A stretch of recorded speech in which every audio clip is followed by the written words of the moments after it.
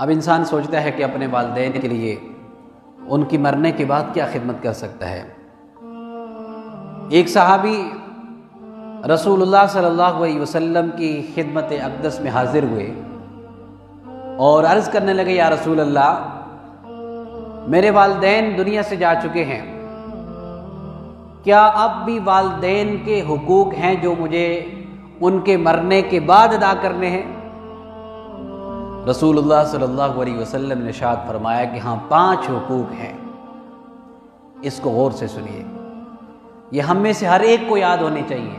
آج ہم اپنے والدین جن کی دنیا سے جا چکے ہیں ان حقوق کو ادا کریں گے، کل ہماری اولادیں انشاءاللہ ہمارے ان حقوق کو ادا کریں گے۔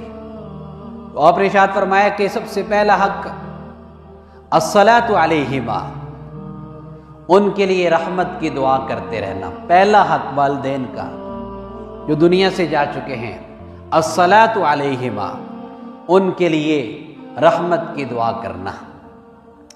اور رحمت کی دعا کن الفاظ کے ساتھ کرنی ہے؟ اللہ اکبر، وہ بھی اللہ رب العزت نے قرآن پاک میں وہ الفاظ بھی اللہ نے خود سکھا دیے۔ وَقُلْ رَبِّ ارْحَمْهُمَا كَمَا رَبَّيَانِي صَغِيرًا، اے اللہ جس طرح میرے والدین نے میری پرورش کی، میری تربیت کی، مجھے پالا پوسا، اے اللہ آج ان پر اپنی رحمت نازل فرما۔ الفاظ اللہ نے رحمت مانگنے کے لیے خود سکھا دیے۔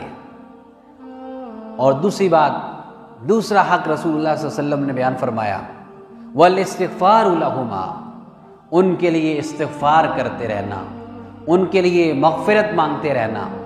اور جب اولادیں والدین کے لیے مغفرت مانگتی ہیں تو اللہ رب العزت اس کی وجہ سے والدین کو ان کے درجات میں اللہ بلندی نصیب فرماتے ہیں۔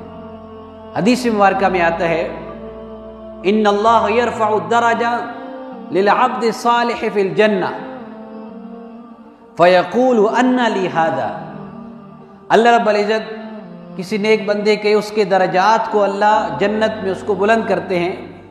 فیقول، وہ کہتے ہیں، انا لی ھذا، اللہ یہ میرے درجات کیسے بلند ہو رہے ہیں؟ تو جواب میں اللہ تعالیٰ فرماتے ہیں، باستغفار ولدک لک، تیری اولادیں تیرے لیے استغفار کر رہی ہیں۔ اولاد یہاں استغفار کرے گی، والدین کے درجات کی بلندی انہیں وہاں پر نصیب ہوگی۔ اور پھر استغفار کن الفاظ کے ساتھ کرنی ہے؟ تو اللہ رب العزت نے وہ بھی قرآن پاک میں سکھا دی، ربنا اغفر لی ولوالدی وللمؤمنین یوم یقوم الحساب، اے اللہ مجھے معاف فرما، میرے والدین کو معاف فرما، وللمؤمنین یوم یقوم الحساب، اور قیامت تک آنے والے ایمان والوں کو اے اللہ معاف فرما۔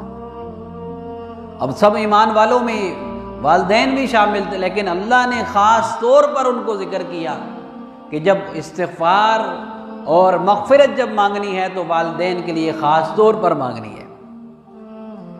اور پھر اس کے بعد آپ نے تیسرا حق ذکر فرمایا، انفاذ عہدہما من بعد موتہما، جو ان کے عہد و پیمان تھے، جو لوگوں کے ساتھ وعدے تھے، ان کو پورا کرنا، ان کی وصیت کو پورا کرنا، ان کے معاملات میں اگر کسی کا لین دین تھا، کوئی قرض تھا، اس کی ادائیگی کرنا، یہ بھی اولاد کے ذمہ ہے۔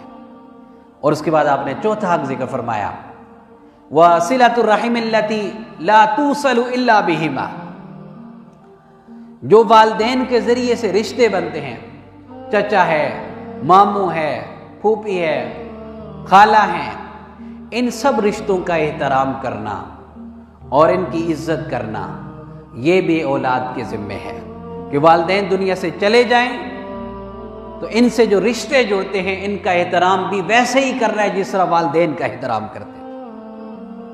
اور آخر میں آپ نے ارشاد فرمایا، اکرام صدیقہما، ان کے دوستوں کا اکرام کرنا، ان سے ملنے والوں کا باپ ہے تو ان کے دوستوں کا احترام کرنا، یہ میرے باپ کا دوست ہے، ماں ہے تو اس کی سہیلیوں کا احترام کرنا کہ یہ میری ماں کی سہیلی ہے۔